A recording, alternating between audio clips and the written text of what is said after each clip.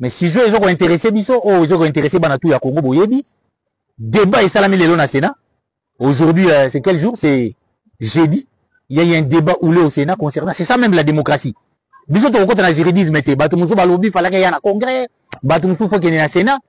Tout ce que nous savons qu'un président de la République, notre justice militaire a des informations compromettantes sur lui et il va poursuivre parce que bazo ko accuser que azo ko participer dans mouvement insurrectionnel. Et va démontrer même qu'Azaki n'a pas territoire Rwanda. Il m'a annoncé qu'il y a et puis à démentir, mais nos services ont dit qu'il y a un territoire Rwanda. Sur base de l'élément on a compris qu'il était derrière cette rébellion, derrière l'AFC de Nanga pour renverser Tshisekedi. Et que ce sont des actes quand même graves. Il y a un débat au Sénat. À ce stade, nous apprenons qu'on vient de mettre en place les coutumes parlementaires, quand il s'agit de la levée des immunités. Il y a sénateur, il y a député. Ils ont raté que Bruxelles a levé les immunités. Nous avons attaqué Sama. Que vous avez attendu au niveau trahi frère, nous Sama n'y est pour rien dans cette affaire. Botika Sama, Pembedi, Botika procédure, la procédure qu'il y a une commission spéciale qui sera mise en place. Et Joseph Kabila va inviter à couper sa moyenne de défense dans la commission spéciale. Nenge Salamagana Dio Mindongala.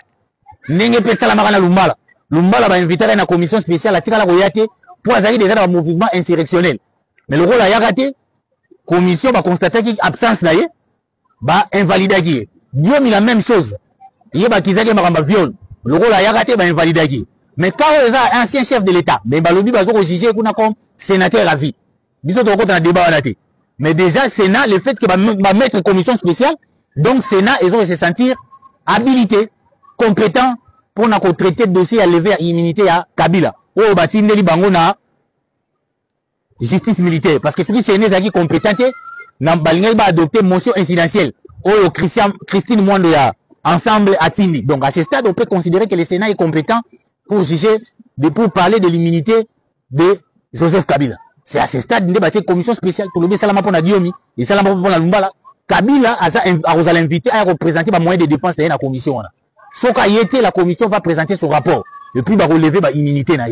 Donc tout ce qui a procédé Salama. Makelele, oh non, ça va toucher à la démocratie, na moni ba tulora balubaya. Biso déjà tu ba ki balubaya, ba tutu bazaki na ko poana. Comme notre opposition a été incapable de mettre en place une stratégie pour conquérir le pouvoir, tout le monde s'est retranché derrière Kabila Balubaya, qui a même refusé de participer aux élections. Kabila lui-même n'a pas aucune élection. Mais il disait toujours que on a le pouvoir. Maman Olive avec Mobile n'a pas le pouvoir. Sans conseiller à la communication, il s'est dit que de la même manière, tu peux ça qui le pouvoir, on a dit donc Kabila comptait par un coup d'État. Il faut pas passer à la minute dessin. Il comptait par un coup de force pour renverser Tshisekedi. Mais un coup de force, il est parti à rallier les Rwandais. Il y a des preuves que Kabila a été bel et bien à Goma, a été en connivence avec le mouvement M23. Parce qu'il a même fait une tribune où il déclarait que ses revendications sont légitimes. Il y a un gros de l'objet, Batika, Sénat n'est pas à confondre avec M. Samaloukonde. C'est une plénière qui a décidé de la mise en place de la commission spéciale. Alors, toujours rappeler, Batouano va défendre Kabila, qu'on présentait que ça n'a pas porté un coup contre la démocratie. Kabila ne serait pas à travers le monde les premiers chefs de l'État à être poursuivis. Ah, en France, Sarkozy va être bracelet. Il a été condamné pour une affaire de corruption. Tout de suite là, en Mauritanie, un ex-président vient d'être condamné. Un ex-président peut le condamner. À la différence, Sarkozy va condamner, n'a pas acte apposé tout en étant président de la République. Mais Kabila va aussi condamner, n'a pas acte après ses fonctions, après qu'il puisse avoir tous les avantages du monde, mais il a travaillé pour renverser les régimes en place, pour violer le pacte républicain de San City. Oh, Balobaki, plus jamais les gens doivent recourir avec les armes pour conquérir les pouvoirs. C'est comme ça que Kabila a été jugé. Mais Bisson Astado, il bénéficie de la présomption de l'innocence. Même si en tant que journaliste, d'après nos investigations, que nous avions dit autrefois, nous avions démontré carte sur table que Kabila est bel et bien dans cette rébellion avec certaines personnalités. Donc un président de la République, un ex-président n'est pas intouchable. Donc un ex-président, ça n'a pas posé un acte à Babé.